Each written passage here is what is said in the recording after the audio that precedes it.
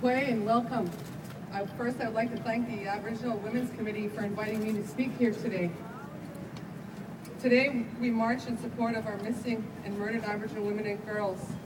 My daughter Maisie has been missing since 2008, and she became a part of a statistic of 1 over 500. We are here today to make sure that these women are not forgotten and to keep attention on the alarming high rates on violence against Aboriginal women and girls in Canada and the lack of effective response to this crisis. I know for one know the lack of support a family gets during this crisis. There needs to be action taken to avoid these situations.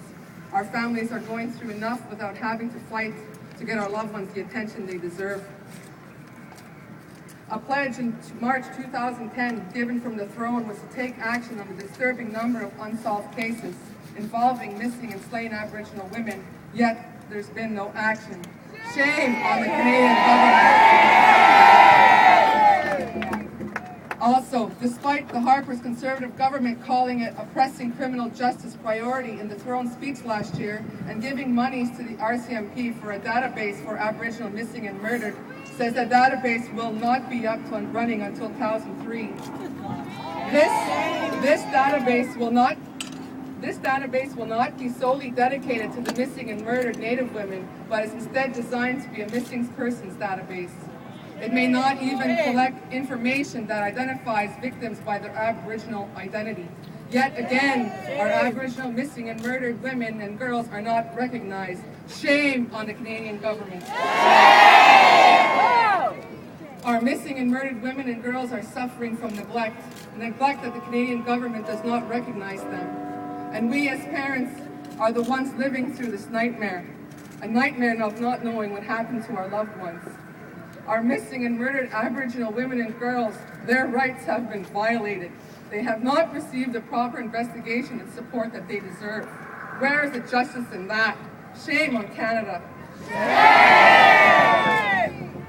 Shame on Canada for trying to bury the tragedy of our missing and murdered. Our Native women and girls are human beings and should be recognized as such, and be recognized for their Aboriginal identity. The Canadian government has yet to hear our voices as parents. We are the voices for our missing and murdered children, and we are the ones that should be heard. My voice will be heard, because I am the only one who speaks for my daughter and fights for her rights, because I will not let her be forgotten.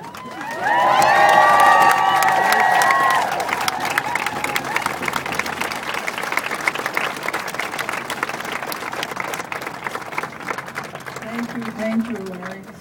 Next, I'd like to call on Mary Sillett, who will speak on behalf of the Inuit women. Nakamik. My name is Mary Sillett, and I'm an Inuk from Hopedale, Labrador, in Nunavut. I'd like to give very much thanks to the Native Women's Association of Canada for this walk and for its continuing commitment to murdered and missing Aboriginal women. Amongst these numbers, we have Inuit women whose families and friends mourn them and pray for their safe return. In Nunavut, we remember Henrietta Millie, who was missing since 1982. We want everyone to know that this is a priority for both Judith, the Inuit Women's Association. And what a better place to raise this issue than to the Women's World 2011, to the women of the world who, when they come together, they can produce action, they can produce results. And what a better way.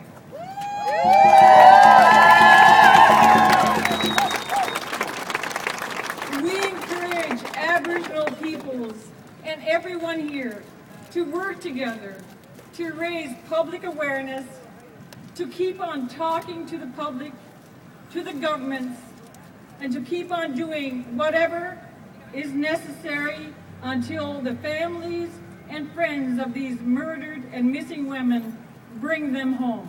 Nakamik. Thank you, Mary. Next, I'd like to call upon our president, the president of the Native Women's Association of Canada, Jeanette Corbière-Lavelle.